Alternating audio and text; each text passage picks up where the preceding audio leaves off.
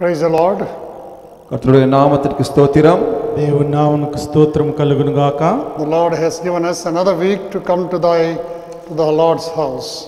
கர்த்தர் இன்னொரு வாரத்தை தந்து அவருடைய வீட்டிற்கு வருகிற ஒரு தருணத்தை தந்தார். ప్రభు సన్నిధికి రావడానికి దేవుడు మరొక వారములో మనకు సహాయము చేసి ఉంటున్నాడు. We have been experiencing lockdowns and lockouts. நாம் லாக்டவுனும் லாக்அவுட்டும் ஊரடங்கை நாம் அனுபவித்துக் கொண்டிருக்கிறோம். మరి లాక్డౌన్ నిబంధన వీటిల్లో మనము ఉంటున్నాం. Again this Sunday they said it is lockdown. இந்த வருகிற ஞாயிற்றுக்கிழமை கூட லாக்டவுன் என்று சொன்னார்கள். வருகிற ஞாயிற்றுக்கிழமை Today. இன்று லாக்டவுன் என்று சொன்னார்கள். ఈ ఆదివారము కూడా మరి నిర్బంధము చేయబోతుంటున్నారు. So from today again we don't know how the things are going to be, but the Lord is on our side. இன்றிலிருந்து எப்படி இருக்க போகிறது என்று நமக்கு தெரியாது. ஆனால் ஒன்று தெரியும், தேவன் நம் பட்சமாய் இருக்கிறார். ఇక ముందు ఏ విధముగా ఉంటున్నదో మనకు తెలియదు, కానీ అయితే ఒకటి మాత్రం తెలుసు, దేవుడు మన పక్షముగా ఉంటున్నాడు అని. We may continue like this for some more time. இவ்வாறாக இன்னும் கொஞ்சம் காலம் அவர்கள் தொடர்ந்து செய்யலாம். ఈ విధముగా ఇంకొంచెం కాలము ఈ విధముగా మనము చేసేటటువంటి వారిగా ఉంటున్నాం. But anyway, we will listen to God's word and continue our study on his second coming. நாம் இருந்தாலும் தொடர்ந்து கர்த்தருடைய வசனத்தை கேட்டு அவருடைய இரண்டாம் வருகை பற்றி தியானித்து கொண்டிருப்போம். మనము ఉన్నంత వరకు దేవుని యొక్క రెండవ రాకడ గురించినటువంటి ధ్యానము మనము కొనసాగించేటటువంటి వారిగా ఉంటున్నాం. Several weeks we have been thinking about the coming of the Lord Jesus Christ, and we saw when the church is taken up, there's going to be the judgment seat of Christ, and all the believers will be there and they will be judged according to their works. கடந்த வாரங்களாக நாம் கர்த்தருடைய இரண்டாம் வருகை பற்றி கேட்டுக்கொண்டிருக்கிறோம். எப்படி தேவன் வந்து நம்மை அவருடைய நியாயாசனத்திற்கு முன்பாக எல்லா விசுவாசிகளையும் நிறுத்தி நம்முடைய கிரியைக்கு ஏற்றவனமாறு நமக்கு வெகுமானங்களை கொடுப்பார் என்பதை பற்றி நாம் தியானித்துக் கொண்டு வருகிறோம். గడిచిన వారములో మనమందరము కూడా దేవుని యొక్క రాకడలో ఆయన వచ్చి ఏ విధముగా మనల్ని పైకి తీసుకుని వెళ్ళిపోతుంటున్నాడు. అక్కడ మరి క్రీస్తు న్యాయపీఠము యొక్క ఎదుట నిలబడి మరి వారి వారి క్రియల చొప్పున ఏ విధముగా తీర్పు పొందబోతుంటుందో బహుమానములు పొందుకుంటున్నారో మనం చూసించున్నాం. Last Sunday we saw about the 5 different crowns the Lord will be giving to his children according to their works. அவர்களுடைய கிரியையின்படி தேவனுடைய பிள்ளைகளுக்கு 5 விதமான கிரீடங்களை அவர் தருவார் என்பதை பற்றி நாம் கடந்த வாரம் தியானித்தோம். వారి వారి క్రియలను బట్టి దేవుని పిల్లలైనటువంటి వారికి దేవుడు 5 రకములైనటువంటి కిరీటములు ఆయన ఇవ్వబోతుంటున్నాడని మనం చూసింటున్నాం. So when the church is taken up, சபை எடுத்துக்கொள்ளப்படும் பொழுது, సంఘము పైకి ఎత్తబడినప్పుడు, in the air, and as we move into the Father's house, we see there are 2 most important things that is going to take place. நாம் அந்த மேகங்கள் மேலே எடுத்துக்கொள்ளப்பட்டு பிதாவின் வீட்டிற்குள் செல்லும் பொழுது 2 முக்கியமான நிகழ்வுகள் அங்கு நடைபெறுவதாக பார்க்கிறோம்.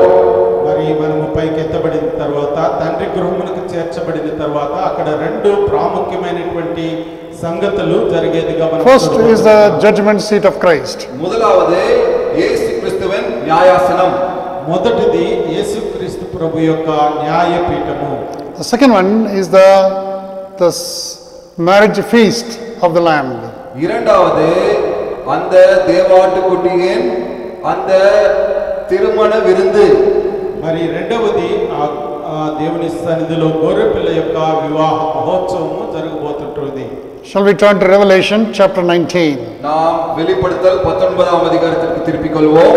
మనము పరిశుద్ధ గ్రంథములో నుంచి ప్రకటన గ్రంథము 19వ అధ్యాయమును మనము తీసుకుందాం. வெளிப்படுத்தல் 19. We'll read from verse 7 to 10 responsively. நாம் 7 இலிருந்து 10வது வசனம் வரை மாறி மாறி வாசிப்போம். வெளிப்படுத்தல் 19ஆம் அதிகாரம் 7 இலிருந்து 10ஆம் வசனம் வரை மாறி மாறி வாசிப்போம். ప్రకటన గ్రంథము 19వ అధ్యాయము 7వ వచనం నుంచి 10వ వచనం వరకు మనము ఉత్తర పద్ధతిగా చదువుకుందాం. Let us be glad and rejoice and give honor to him, for the marriage of the Lamb is come, and his wife hath made herself ready. சுத்தமும் பிரகாசமான மெல்லிய வஸ்திரம் தரித்துக் கொள்ளும்படி அவளுக்கு அளிக்கப்பட்டது. அந்த மெல்லிய வஸ்திரம் பரிசுத்தவான்களுடைய நீதிகளே. And he saith unto me, Right, blessed are they which are called unto the marriage supper of the Lamb. And he saith unto me, These are the true sayings of God. அப்பொழுது அவனை வணங்கும்படி அவனுடைய பாதத்தில் விழுந்தேன். அவன் என்னை நோக்கி, இப்படி செய்யாதபடிக்கு பார், உன்னோடும் இயேசுவை குறித்து சாட்சியிட்ட உன் சகோதரனுக்கு கூட நானும் ஒரு ஊழியக்காரன். தேவனை தொழுது கொள், இயேசுவை பற்றி சாட்சி தீர்க்க தரிசனத்தின் ஆவியாயிருக்கிறது என்றான். May the Lord help us to understand his word. கர்த்தர் தாமே அவருடைய வசனத்தை புரிந்து கொள்ள உதவுவாராக. దేవుడు తన వాక్యమును అర్థం చేసుకోవడానికి సహాయం చేయునుగాక. Shall we pray? ஜெபம் செய்வோம். ప్రార్థన చేసుకుందాం. Heavenly Father, பரலோக பிதாவே, ప్రియ పరలోకపు తండ్రి, we thank you for giving us this privilege to come into thy holy presence. உங்களுடைய பரிசுத்த சமூகத்திற்கு வருகிற எங்களுக்கு ஸ்லாக்கியத்தை தந்தீரே, அதற்காக உமக்கு நன்றி. నీ పరిశుద్ధ సన్నిధికి రావడానికి మాకు ఇచ్చినటువంటి గొప్ప అవకాశమును బట్టి నీకు వందనాలు చెల్లించుకుంటున్నాం. Wherever we are, as we listen to thy word, we pray that your spirit may speak to our hearts. நாங்கள் எங்கிருந்தாலும் உங்களுடைய வசனத்தை கேட்கும் பொழுது உங்களுடைய ஆவியானவர் எங்களுடைய ஆவியோடு பேசட்டும். మేము ఎక్కడున్నప్పటికీ కూడా ఈ వాక్యమును విని దాన్ని ఆత్మశక్తితో గ్రహించుకునే సహాయము దయచేయండి. We bind the powers of darkness. అంధకార శక్తిகளை உம்முடைய நாமத்தினால் கட்டுகிறோம். ప్రతి విధమైన అంధకార శక్తులను నీ నామములో బంధిస్తున్నాం. Cleanse us, sanctify us, and release thy word for us. கழுவும் சுத்திகரியும் பரிசுத்தப்படுத்தும் உங்களுடைய வசனத்தை எங்களுக்கு தாரும் ஆண்டவரே. మమ్మల్ని పరిశుద్ధీకరించి మమ్మల్ని నీ రక్తంతో కడిగి నీ యొక్క వాక్యమును మాకు దయచేయమని బ్రతిమలాడుకుంటున్నాం. Because we ask this in Jesus' precious name. இவையெல்லாம் இயேசு கிறிஸ்துவின் விலையேறப்பெற்ற நாமத்தில் கேட்டுக்கொள்கிறோம் பிதாவே. ఇవన్నీ కూడా యేసుక్రీస్తు నామములో అడిగి బ్రతిమలాడుకుంటున్నాం తండ్రి. ఆమేన్. Now we are coming to the very exciting topic or the occasion, the marriage supper of the Lamb. ஆட்டுக்குட்டியின் கல்யாண விருந்தை பற்றிய ஒரு உற்சாகமான ஒரு சந்தோஷமான ஒரு நிகழ்ச்சியை பற்றி நாம் தியானிக்க வந்திருக்கிறோம். గొర్రెపిల్ల వివాహ మహోత్సవం అనేటువంటి ఒక గొప్ప కార్యము సంఘటనకు మనము వచ్చి ఉంటున్నాం. Jesus is the bridegroom for the wedding. இயேசு கிறிஸ்துதான் அந்த கல்யாணத்திற்கு மணவாளன். ఆ యొక్క వివాహ మహోత్సవంలో యేసుక్రీస్తు మరి అక్కడ ప్రధాన పెండ్లి కుమారుడు ఉంటున్నాడు. పెండ్లి కుమారుడుగా ఉంటున్నాడు. And the church, which is bought by the blood of Jesus Christ, will be the bride. இயேசு கிறிஸ்துவின் விலையேறப்பெற்ற இரத்தத்தினால் வாங்கப்பட்ட சபை மணவாட்டியாக இருக்கும். యేసుక్రీస్తు ప్రభు యొక్క రక్తంతో కొనబడినటువంటి సంఘము మరి అక్కడ మరి వధువుగా ఉండబడుతుంటుంది. This is going to be very exciting time. இது மிகவும் ஒரு சந்தோஷமான சமயமாய் இருக்க போகிறது. ఇది చాలా సంతోషకరమైనటువంటి ఒక సంభవముగా ఉంటున్నది. The groom, Jesus, has the bride, the church, presented to him. இந்த மணவாளனுக்கு இந்த சபையான மணவாட்டி அவர் முன்பாக அவருக்கு தரப்படும். మరి ఈ యొక్క పెళ్లి కుమార్తెకు సంఘముగా అక్కడ ఆ యొక్క వివాహము జరగబోతుంటుంది. We have a clear authority from the word of God. கர்த்தருடைய வசனத்திலிருந்து அதிகாரபூர்வமாய் இது நமக்கு வந்திருக்கிறது. దేవుని యొక్క వాక్యములో నుంచి అధికారపూర్వకముగా తెలియపరచబడుతుంటుంది. When you read in Ephesians chapter 5, எபேசியர் 5ஆம் அதிகாரத்தை நாம் வாசிக்கும் பொழுது ఎఫెసీయులకు రాసిన పత్రిక 5వ అధ్యాయముకు మనము చూసినప్పుడు in verse 25, 25ஆம் వచనத்தில் ఎఫెసీయులకు రాసిన పత్రిక 5వ అధ్యాయము 25వ వచనము says, Husbands, love your wives, even as Christ also loved the church and gave himself for it. புருஷர்களே உங்கள் மனைவிகளில் அன்பு கூறுங்கள், அப்படியே கிறிஸ்து சபையில் அன்பு கூர்ந்து. పురుషులారా మీరు మీ భార్యలను ప్రేమించుడి, అటువలే క్రీస్తు కూడా సంఘమును ప్రేమించి. So he says the comparison here, the husband and a wife as a Christ and the church. பாருங்கள், இங்கே ஒப்பிடுதலை பாருங்கள். புருஷர்கள் கிறிஸ்து, மனைவி సభై என்று ఒప్పిడిகிறார். ఇక్కడ మరి పురుషులను క్రీస్తుగాను మరి సంఘమును మరియు వధువుగాను ఇక్కడ పోల్చి చెప్తున్నాడు. And verse 26 26వ వచనத்தில் 26వ వచనంలో that he might sanctify and cleanse it with the washing of water by the word. தாம் அதை திருவசனத்தை கொண்டு தண்ணீர் முழுக்கினால் சுத்திகரித்து பரிசுத்தமாக்குகிறதற்கும் అది కలంకమైనను ముడతనైనను అటిది మరి ఏదైనను లేక పరిశుద్ధమైనదిగాను నిర్దోషమైనదిగాను మహిమగల సంఘముగాను ఉంటున్నది. That he might present it to himself a glorious church. கரைத்தரை முதலானவைகள் ஒன்றும் இல்லாமல் பரிசுத்தமும் பிழையற்றதுமான மகிமையுள்ள சபையாக அதை தமக்கு முன் நிறுத்திக் கொள்வதற்கு మరి నిర్దోషమైనదిగా మహిమగల సంఘముగా ఆయన తన ఎదుట దానిని నిలబెట్టుకొనవలెనని ఉంటున్నాడు. So this is what God is going to do. இதுதான் கர்த்தர் செய்ய போகிறார். ఇది దేవుడు చేయబోయేటటువంటి కార్యముగా ఉంటుంది. That's why he has purchased us with the precious blood of the Lord Jesus Christ. அதற்காக தான் விலையேற பெற்ற இயேசு கிறிஸ்துவின் இரத்தத்தினால் நம்மை வாங்கி ఇందు నిమిత్తమే ప్రభువైనటువంటి యేసుక్రీస్తు పరిశుద్ధ రక్తముతో మనల్ని కొనబడి ఉంటుంది. And then he wants to cleanse us and sanctify us and make it a glorified bride for the bridegroom. அதற்கு பின்பு நம்மை அவர் சுத்தப்படுத்தி பரிசுத்தப்படுத்தி அவருக்கு ஒரு மகிமையான ஒரு மனைவியாக அப்படி என்றால் மணவாட்டியாக நாம் இருக்கத்தக்க அவர் செய்தார். మరి ఆయన అనుకున్నటువంటి ప్రతి కలంకము నుంచి అశుద్ధత నుంచి ఆయన పరిశుద్ధపరిచి నిర్దోషమైనదిగా మహిమ కలిగినటువంటి సంఘముగా ఆయన తన ఎదుట మనల్ని చేసేవాడుగా ఉంటున్నాడు. And he says that church will not having any spot, wrinkle or any such thing. It will be holy without blemish. அந்த சபை கரைத்திரை முதலானவைகள் ஒன்றும் இல்லாமல் பரிசுத்தமும் பிழையற்றதுமான மகிமை உள்ளதா இருக்கும் என்று சொல்கிறார். మరి అటువంటిది మరి మహిమ కలిగినటువంటి సంఘముగా ఏ కలంకము లేకుండా తన ఎదుట ఆయన నిలబెట్టుకునేవాడుగా ఉంటున్నాడు. This bride will be the young bride. இந்த மணவாட்டி ஒரு வாலிபமான மணவாட்டி. ఈ యొక్క వధువు ఒక యవ్వన వధువుగా ఉంటున్నది. And that bride will be young throughout eternity. அந்த மணவாட்டி நித்தியத்திற்கு வாலிபமாக இருக்கும். ఆ యొక్క వధువు నిత్యత్వము మరి ఆ యొక్క వధువుగా యవ్వనముగా ఉండేదిగా ఉంటుంది. Vadhural. Thus there will be no old age in heaven. ஏனென்றால் பரலோகத்தில் முதிர்வு அப்படி என்றால் வயதாகுகிற காரியம் இல்லை. మరి పరలోకములో మరి ముసలితనము అనేది అంటే వయసు మించుతున్నది అది ఉండదు. So this is going to be a great feast.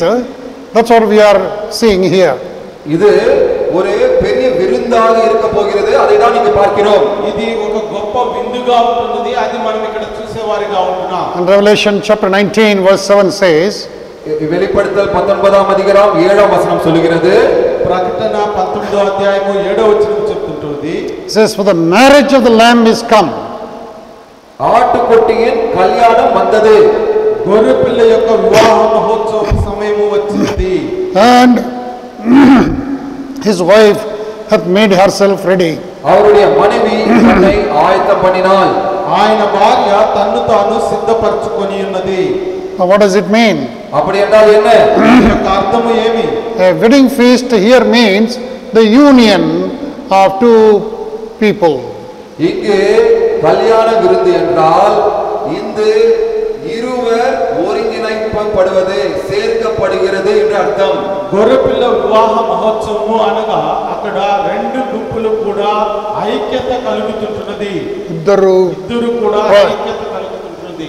ఇద్దరు two people, two individuals. ఇరు నబర్గల్ ఒంట్రాయ్ ఇணைக்கப்படுகிற காரியம். ఇద్దరు వ్యక్తుల యొక్క వ్యక్తిగతమైనటువంటి వారు అక్కడ ఐక్యత అనేది కట్టబడుతుంటుంది. So Jesus Christ is one side, the church, the bride on one side. இயேசு கிறிஸ்து ஒரு பக்கம், சபையாகிய அந்த மணவாட்டி ஒரு பக்கம். యేసు క్రీస్తు ప్రభువారు ఒక సైడ్ ఉంటున్నారు, మరి పెళ్లి కుమార్తెగా సంఘమంతా కూడా ఒక పక్కగా ఉంటుంది.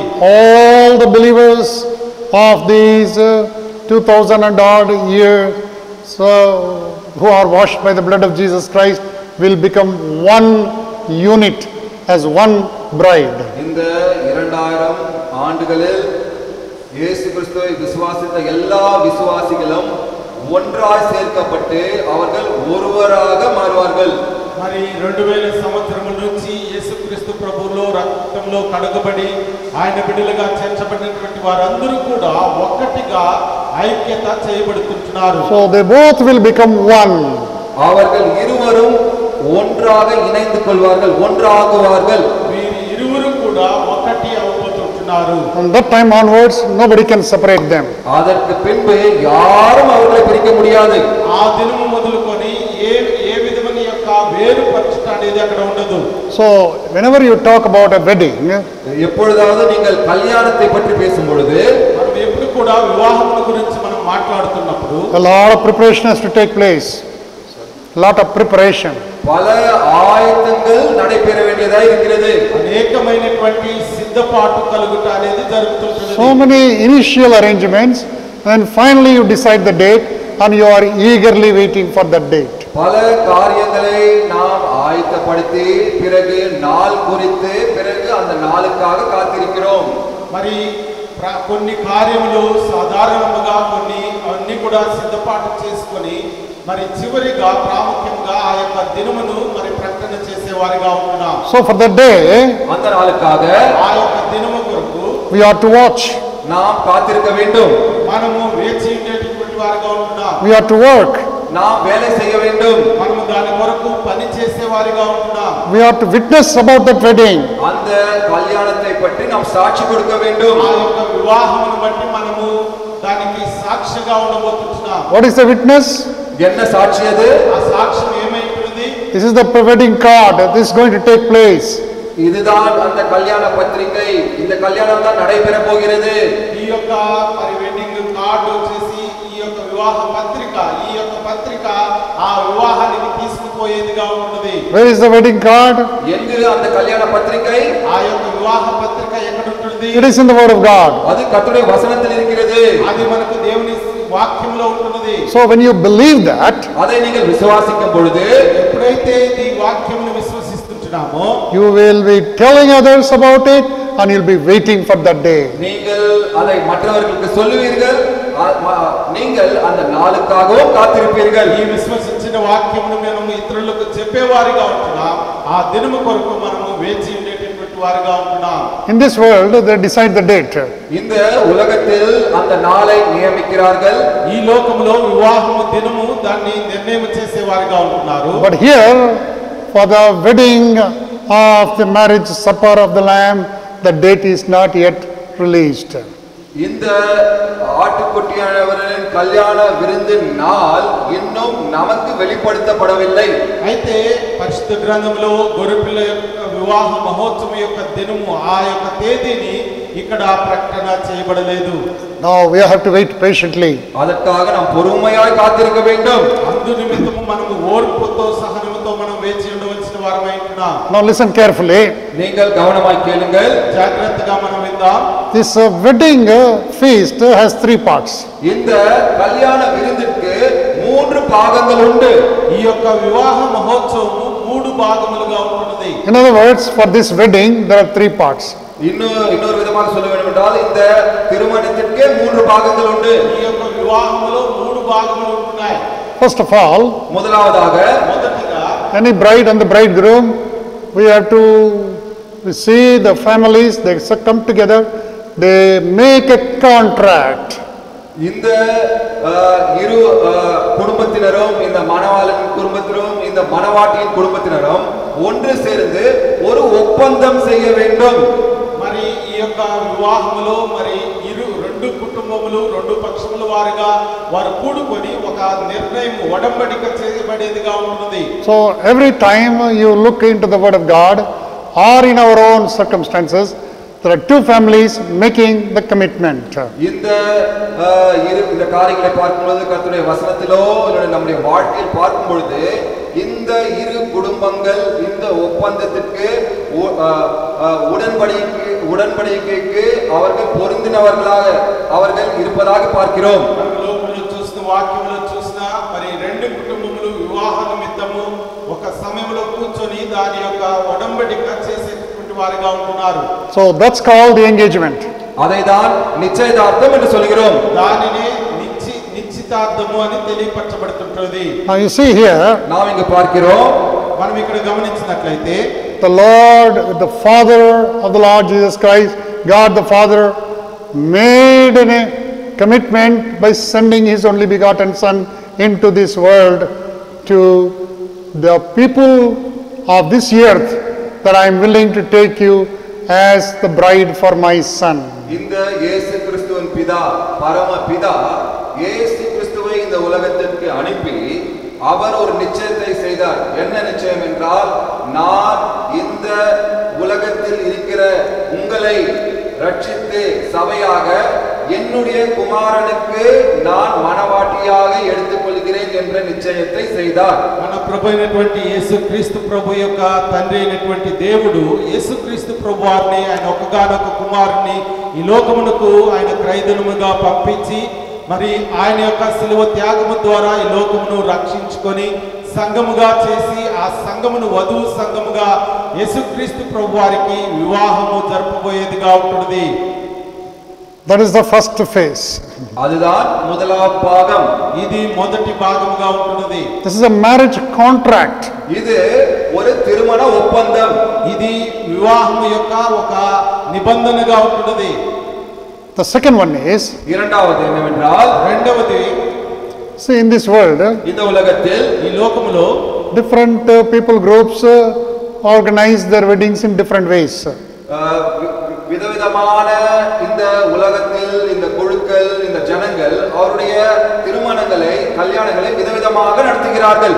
పలు విధమైనటువంటి ప్రజలు ఈ లోకములో వారి వారి యొక్క విషయముల్లో వివాహముల్లో పలు విధములుగా జరిపేవారిగా ఉంటున్నారు.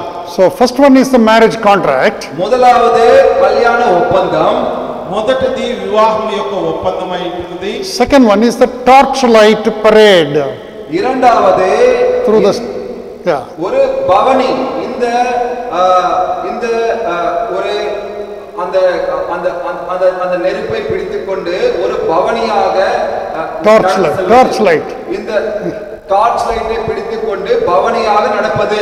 మరి రెండవది ఆ యొక్క దివిటీని పట్టుకొని మరి నడిచేటటువంటిదిగా ఉంటుంది. When will you do that? எப்பொழுது அவ்வாறாக செய்வார்கள்? ఎప్పుడు ఆ దివిటీని పట్టుకొని నడిచేదిగా ఉంటుంది? It will be only in the night time. அது இரவில் மாத்திரம். అది రాత్రి కాలంలో ఆ దివిటీ దీపమును పట్టుకొని నడిచేవారుగా ఉంటున్నారు. So in the Lord Jesus Christ time, இயேசு கிறிஸ்துவின் காலத்தில், యేసుక్రీస్తు ప్రభు కాలంలో the bridegroom accompanied by many friends and others, இந்த மணவாளன் அவருடைய சிநேகிதர்களோடு மற்றவர்களோடு சேர்ந்து கொண்டு మరి ఈ యొక్క వివాహం యొక్క వధువు మరి తన యొక్క స్నేహితులు అందరూ కూడా చేరి in the midnight they will go with a torch and they will go to the house of the bride. இந்த நள்ளிரவில் ஒரு தீபங்களோடு எடுத்துக்கொண்டு இந்த மணவாட்டின் வீட்டிற்கு செல்வார்கள். ఈ యొక్క దివిటీలను పట్టుకొని ఆ యొక్క వివాహం యొక్క గృహమునకు వెళ్ళేవారిగా ఉంటున్నారు. And then the bride will not be surprised because this is their custom.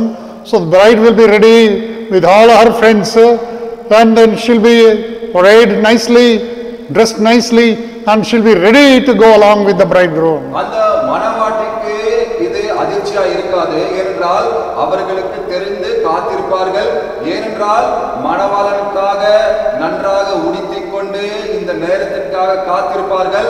அவர்கள் வந்தவோடு அவர்களோடு செல்வதற்காக. ఈ యొక్క వివాహం యొక్క పెళ్లి కుమార్తెకు అది అతిశయముగా ఉండదు. ఎందుకనగా వివాహం యొక్క పెళ్లి కుమార్తె అన్ని కూడా చక్కగా డ్రెస్ చేసుకొని అన్ని విషయములు సిద్ధపాటు చేసి ఎదురు చూసేదిగా ఉంటుంది. కనుక ఆ యొక్క పెళ్లి కుమారుడు వచ్చినప్పుడు ఆయనతో కూడా వెళ్ళిపోయేదిగా ఉంటుంది. So they will go and bring the bride and bring her to the bridegroom's house.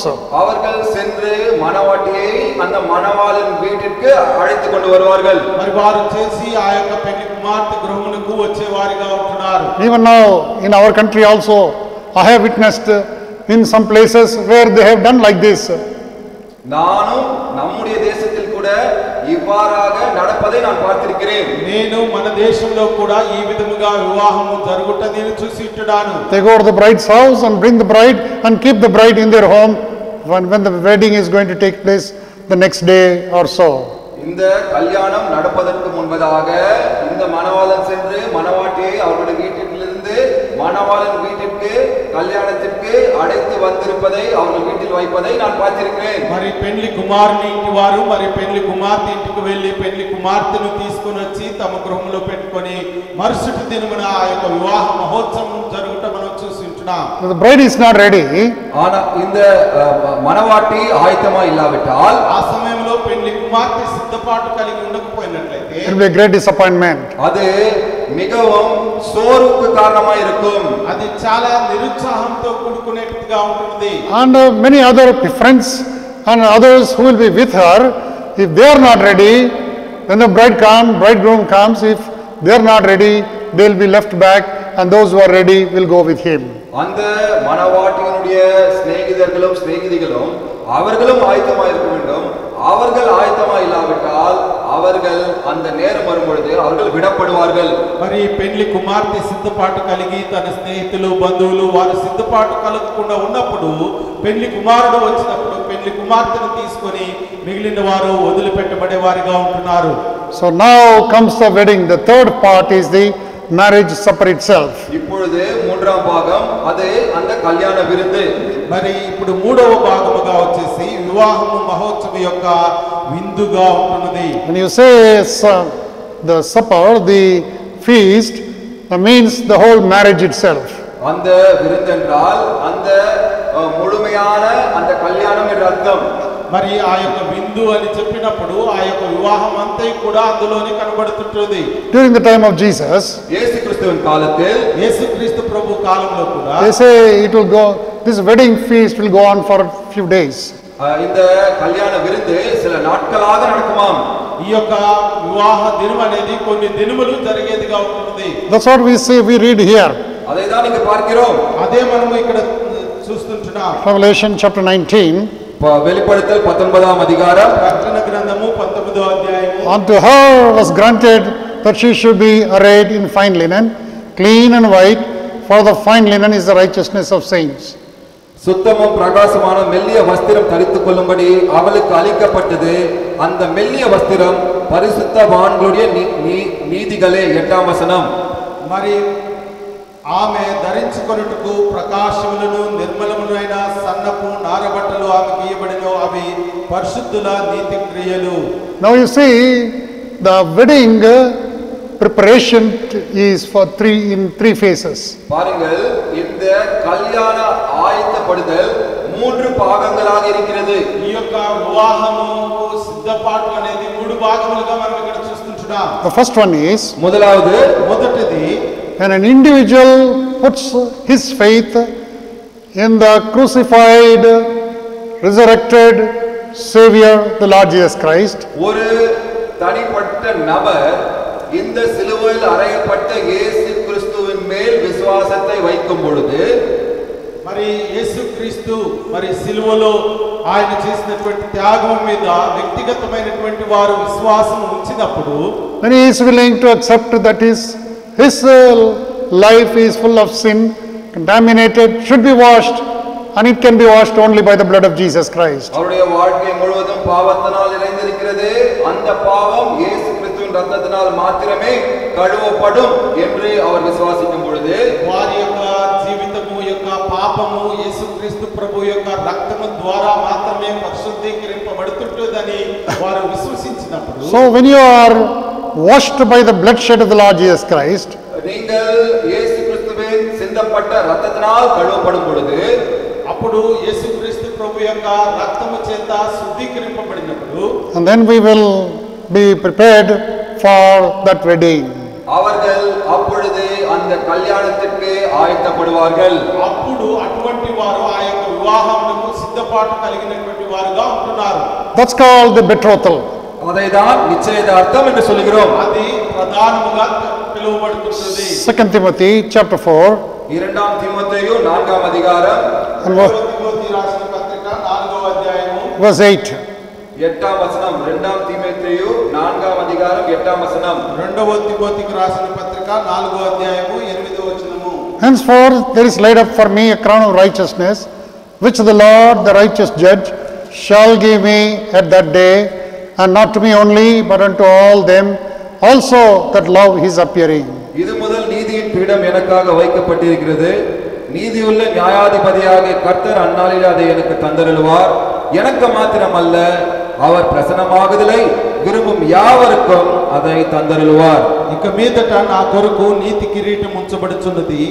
ఆ దినమందు నీతి గల న్యాయాధిపతి అయిన ప్రభువు అది నాకు మాత్రమే కాకుండా తన ప్రత్యక్షతను ఆపేక్షించి వారికందరికీ అనుగ్రహించును. So those who are bought by the blood of Jesus Christ, அதனால் இயேசு கிறிஸ்துவின் இரத்தத்தினால் வாங்கப்பட்டவர்கள், ఎవరైతే యేసుక్రీస్తు ప్రభు యొక్క రక్తంతో కొనబడి ఉంటున్నారో, who are betrothed to him, அவருக்கு நிச்சயமாக்கப்பட்டவர்கள், వారు నిశ్చయము చేయబడినటువంటి వారుగా ఉంటున్నారు. they will be waiting for his return. அவர்கள்தான் அவருடைய வருதலுக்கு அவர்கள் காத்திருப்பார்கள்.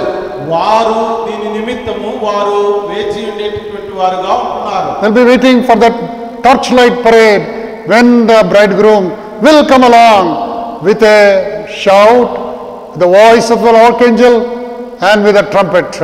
அவர்கள் அந்த பவனிக்காக, அந்த தீப பவனிக்காக காத்திருப்பார்கள். அங்கு தேவனுடைய ஆரவார சத்தம், அந்த பிரதான தூதனுடைய மகா சத்தம், அந்த எக்கால சத்தம் அது துணிக்குமே. அந்த சத்தத்திற்காக, அந்த பவனிக்காக காத்திருப்பார்கள். ఇటువంటి వారు ఆ దివిటి కొరకు, ఆ వెలుగు కొరకు, మరి దేవదూతల యొక్క గొప్ప శబ్దము కొరకు, మరి దేవుని యొక్క మరి ఆ యొక్క దూతల యొక్క శబ్దము మరియు ఆ యొక్క బూర శబ్దము కొరకు వారు వేచి ఉండేటటువంటి వారుగా ఉంటున్నారు. That's the first phase. அதுதான் முதலாம் பாகம். అది మొదటి భాగముగా ఉంటున్నది. The second phase is, இரண்டாம் பாகம் என்னவென்றால், రెండవ భాగం ఏమనగా, so when he really comes in the air, he takes his people in a twinkling of an eye. The bride is taken up to be with him. ஒரு கண்ணிமிக்கும் பொழுதிலே தேவன் மேகங்கள் மேல் வரும் பொழுது அவருடைய பிள்ளைகள், அப்படி என்றால் அவருடைய மனவாட்டியை அவரிடம் எடுத்துக்கொண்டு செல்கிறார். యేసుక్రీస్తు ప్రభు మధ్యాకాశమునకు వచ్చినప్పుడు కనురెప్పపాటు క్షణములో మరి ఆయన బిడ్డలను ఆయన పైకి ఎత్తుకొని పోయేవాడుగా ఉంటున్నాడు. Just in a twinkling of an eye. கண்ணிமைக்கும் தருணத்திலே, అది కనురెప్ప క్షణములో. Verse 6 of 19, chapter 19, Revelation, verse 6. 19ஆம் அதிகாரம் வெளிப்படுத்தல் 6ஆம் வசனம். ప్రకటన గ్రంథము 19వ అధ్యాయము 6వ వచనము. We'll all read it together. அனைவரும் சேர்ந்து வாசிப்போம். మనమందరం కూడా కలిసి చదువుకుందాం. I heard as it were the voice of a great multitude, the voice of many waters, voice of mighty thundering, saying, Hallelujah, for the Lord God omnipotent reigneth. அல்லேலூயா, சர்வ வல்லமையுள்ள தேவனாகிய கர்த்தர் ராஜ்யபாரம் பண்ணுகிறார். Now we see the King of Kings, the Lord of Lords, he is the Lord God is reigning, and now he has brought his bride, and the whole gathering in the heavenly places are rejoicing and saying Hallelujah. இந்த ராஜாதி ராஜா, இந்த கர்த்தாதி கர்த்தா ராஜ்யபாரம் பண்ணுகிறார். அது மாத்திரமல்ல, இப்பொழுது அவர் அவருடைய மனவாட்டியை கொண்டு வந்திருக்கிறார் என்ற திரளான ஜனங்கள் ஆரவாரம் போலவும் அங்கே பெரிய சத்தம் உண்டாகி அல்லேலூயா சொல்கிறார்கள். మరి సర్వాధికారియు ప్రభువును మన దేవుడు ఏలుచున్నాడు, ఆయన స్తుతించుడి అని ఒక గొప్ప స్వరము మరి అక్కడ గొప్పగా శబ్దముతో చెప్పబడేదిగా ఉంటుంది. So that when the bride is taken to the bridegroom's house, இந்த மணவாட்டி மணவாளன் வீட்டிற்கு எடுத்துக்கொள்ளப்படும் பொழுது, எடுத்துக்கொண்டு செல்லப்படும் பொழுது, ఈ యొక్క పెండ్లి కుమార్తె పెండ్లి కుమారుని యొక్క గృహమునకు తీసుకొని వెళ్తున్నప్పుడు all the preparations will be done there in their home. அவருடைய வீட்டில் எல்லா ஆயத்தங்களும் நடந்து முடியும். ఆ యొక్క గృహములో అన్ని విధములైనటువంటి సిద్ధ సిద్ధపాటు జరిగి ఉంటున్నవి. For that wedding feast, அந்த கல்யாண விருந்துக்கு ఆ యొక్క వివాహ విందులో there will be, everything will be given to the bride by the bridegroom for her to wear for the occasion. அந்த ஒரு விசேஷித்த நாளுக்கு அணிய வேண்டிய வஸ்திரங்களை அந்த நாளில் அந்த மணவாளன் அந்த மணவாட்டிக்கு அன்று தருவார். మరి ఆ యొక్క ప్రత్యేకమైనటువంటి ఆ దినములో ఆ యొక్క మరి పెండ్లి కుమారుడు పెండ్లి కుమార్తెకు ఒక ప్రత్యేకమైనటువంటి వస్త్రములు అక్కడ ఇవ్వబడేదిగా ఉంటుంది. We see here in verse 8, 8వ వచనத்தில் பார்க்கிறோம். మనం 8వ వచనములో మనం చూస్తున్నాం. unto her was granted that she should be arrayed in fine linen. சுத்தமும் பிரகாசமான வெள்ளிய வஸ்திரம் தரித்துக் கொள்ளும்படி அவளுக்கு அளிக்கப்பட்டது. మరియు ఆమె ధరించుకొనుటకు ప్రకాశములను నిర్మలములైన సన్నపు నారబట్టలు ఆమెకి ఇయ్యబడెను. What is that? என்ன அது? అవి ఏమైంటున్నాయి? It is the righteousness of the saints. பரிசுத்தவான்களுடைய நீதிகளே. అవి పరిశుద్ధుల యొక్క నీతి క్రియలుగా ఉంటున్నాయి. So we see here, by this this whole dress was prepared by God. பாருங்கள், இந்த நீதியை வைத்து அவளுக்கு அந்த முழு வஸ்திரமும் செய்யப்பட்டது தேவனால். చూడండి, ఈ యొక్క పరిశుద్ధమైనటువంటి నీతి క్రియలను బట్టి పెళ్లి కుమార్తెకు ఆ యొక్క వస్త్రము ఆ యొక్క కట్టుకోవడానికి అది సిద్ధపాటు చేయబడి ఉంటున్నది. And then in verse 9, 9వ వచనத்தில் 9వ వచనములో, and he saith unto me, right, blessed are they which are called unto the marriage supper of the Lamb. And he saith unto them, unto me, these are the true sayings of God. பின்னும் அவன் என்னை நோக்கி, ஆட்டுக்குட்டியானவரின் கல்யாண விருந்துக்கு அழைக்கப்பட்டவர்கள் பாக்கியவான்கள் என்று எழுது என்றான். மேலும் இவைகள் தேவனுடைய சத்தியமான வசனங்கள் என்று என்னுடனே சொன்னான். మరియు అతడు నాతో ఇలాగ చెప్పెను, గొర్రెపిల్ల పెండ్లి విందుకు పిలువబడిన వారు ధన్యులని రాయము. మరియు ఈ మాటలు దేవుని యథార్థమైన మాటలని నాతో చెప్పెను.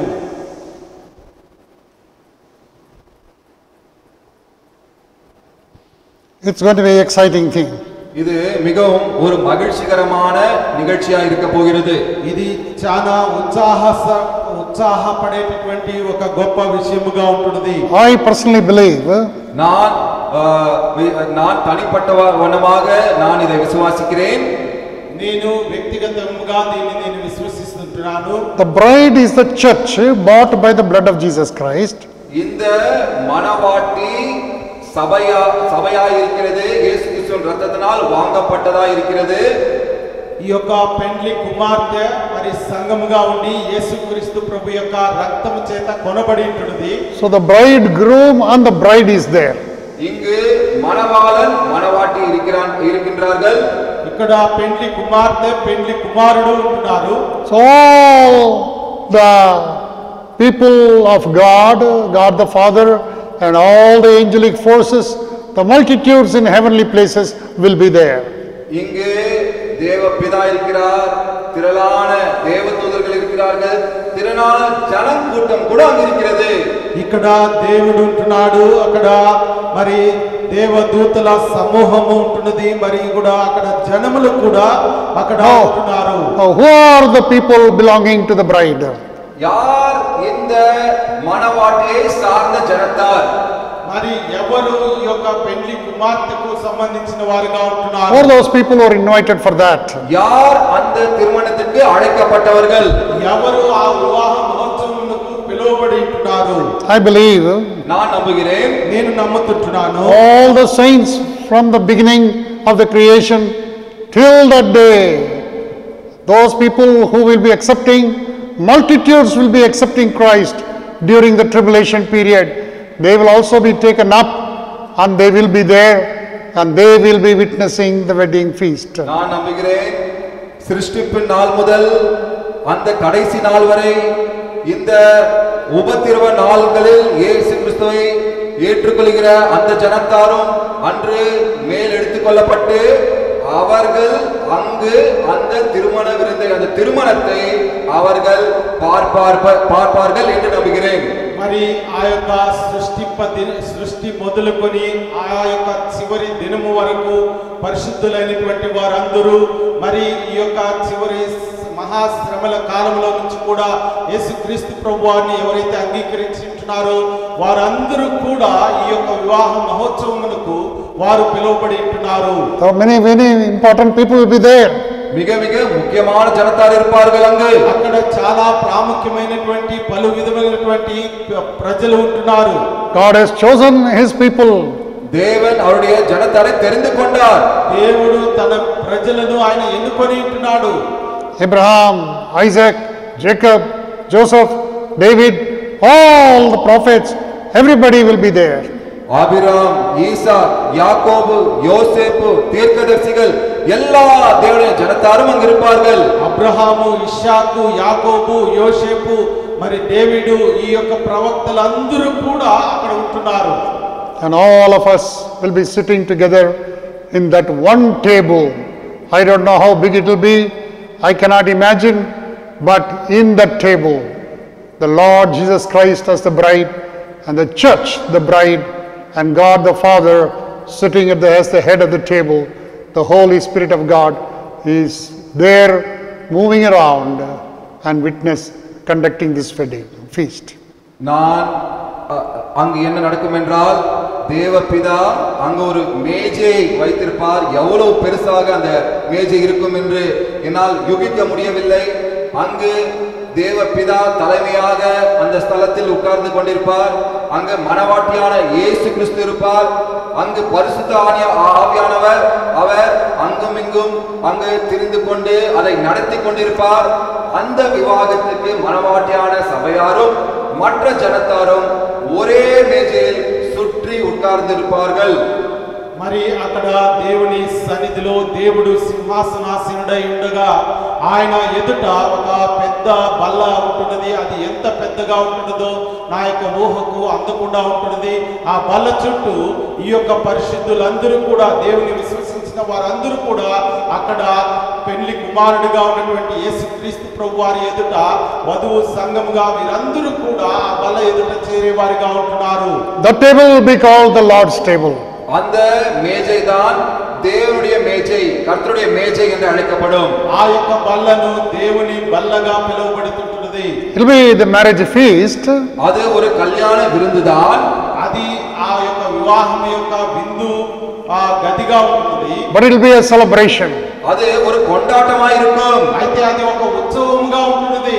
As a foretaste of that, அதனுடைய ஒரு முன்குறிப்பாக அது நடப்பதற்கு முன்பதாக ఆ యొక్క సంఘటన జరుగుకు ముందుగా on this earth, இந்த உலகத்தில் ఈ యొక్క లోకంలో he has kept the Lord's table. அவர் தேவனுடைய மேஜையை வைத்தார். ఆయన దేవుని యొక్క బల్లను ప్రభు బల్లను మన ఎదుట ఉంచాడు. Who can come to this table? யார் இந்த கர்த்தருடைய மேஜை முன்பாக வர முடியும்? ఎవరు ఈ ప్రభు బల్ల ఎదుటకు వచ్చేవారుగా ఉంటున్నారు? Only the bride of Christ can come to that table. வெறும் இயேசு கிறிஸ்துவின் மணவாட்டி மாத்திரமே வர முடியும். యేసు క్రీస్తు ప్రభు యొక్క పెళ్లి కుమార్తెగా ఉన్నటువంటి వారే వచ్చేవారుగా ఉంటున్నారు. Who are those people? யார் அவர்கள்? ఎవరు వారు? They are the people who are bought by the blood of Jesus Christ. இயேசு கிறிஸ்துவின் இரத்தத்தினால் வாங்கப்பட்டவர்கள். వారు యేసు క్రీస్తు ప్రభు యొక్క రక్తము చేత వారు కడగబడినటువంటి వారై ఉంటున్నారు. That's why God has kept it, so that you are reminded, so that you may cleanse yourself, sanctify yourself and prepare yourself for that great day. அதற்காக தான் தேவன் உலகத்தில் அதை நியமித்தார். ஏனென்றால் நீங்கள் அதில் பங்கு பெறும் போதெல்லாம் நீங்கள் நினைவு கூர்ந்து உங்களை சுத்திகரித்துக் கொண்டு நீங்கள் அந்த பெரிய நாளில் அந்த கல்யாண விருந்திற்காக இங்கே உலகத்தில் ஆயத்தப்படுத்தலாம் என்று தேவன் அதை இங்கு நியமித்தார். మరి ఆ యొక్క గొప్ప దినమున ఆ యొక్క బల్ల ఎదుటకు చేరుట నిమిత్తము ఇక్కడ ప్రభు బల్లను మన ఎదుట ఉంచి ఉంటున్నాడు. మనల్ని శుద్ధీకరించి ఆ బల్లలో పాల్పొంపులు పొంది ఆ యొక్క దినం కొరకు వేచి ఉండేవారుగా ఉంటున్నారు. If you are careless about the Lord's table now, இப்பொழுது கர்த்தருடைய மேஜை பற்றி நீங்கள் அஜாக்கிரதையாக இருந்தால் ఈ లోకములో మనము ఈ యొక్క దేవుని ప్రభు బల్లను బట్టి మనము అజాగ్రత్తతో ఉన్నట్లయితే you will be like those unwise virgins. நீங்கள் அந்த புத்தி இல்லாத அந்த ஸ்திரீகளை போல கன்னிகைகளை போல இருப்பீர்கள். ఆ అజాగ్రత్తతో ఉన్నటువంటి వారు బుద్ధి లేని కన్యకలతో పోల్చబడుతున్నారు. ఉంటున్నారు. They'll be going here and there because they're not prepared. இங்கும் அங்கும் அலைந்து கொண்டிருப்பார்கள், ஏனென்றால் அவர்கள் ஆயத்தப்படாததால். అటు ఇటు అక్కడ వెళ్ళేవారుగా ఉంటున్నారు, కానీ ఆ బలకు సిద్ధపాటు కలగకుండా ఉంటున్నారు. That's why they are not able to come to the Lord's table. அதனால்தான் அவர்களால் கர்த்தருடைய மேஜைக்கு வர முடியாமல் இருக்கிறது. అందు నిమిత్తమే అటువంటి వారు ప్రభు బల్ల దగ్గరికి రాలేకపోతున్నారు. That's why the marriage feast is also helping us to reminding us that Lord's table is very important for the bride. அதனால்தான் இந்த கல்யாண விருந்து நமக்கு நினைவூட்டுகிற காரியம் கர்த்தருடைய மேஜை மிகவும் முக்கியம் என்று அது நினைவூட்டுகிறது. అందు నిమిత్తమే ఈ యొక్క వివాహ మహోత్సవంలో దేవుని యొక్క బల్ల అనేది చాలా ప్రాముఖ్యము అని మనకు తెలియపరచబడుతుంది. So that exciting day is coming. அந்த உற்சாகமான நாள் வருகிறது. ఆ యొక్క మనము సంతోషించేటటువంటి దినము రాబోతుంటుంది. And you are asked to be excited about the Lord's table here on the earth. நீங்கள் இந்த உலகத்திலே கர்த்தருடைய மேஜையை பற்றி உற்சாகப்பட வேண்டும். అయితే మీరు ఈ లోకంలో ఉన్నంత వరకు దేవుని బల్లను బట్టి ఉత్సాహించేటటువంటి వారుగా ఉండాలి. You will run to the Lord's table. நீங்கள் அந்த மேஜைக்கு ஓடி வர வேண்டும். నీవు ఆ ప్రభు బల్ల నిమిత్తము నీవు పరిగెని రావాల్సిన వారుగా ఉండాలి. You'll be preparing yourself for the Lord's table. கர்த்தருடைய மேஜைக்காக உங்களை ஆயத்தப்படுத்திக் கொள்ள வேண்டும்.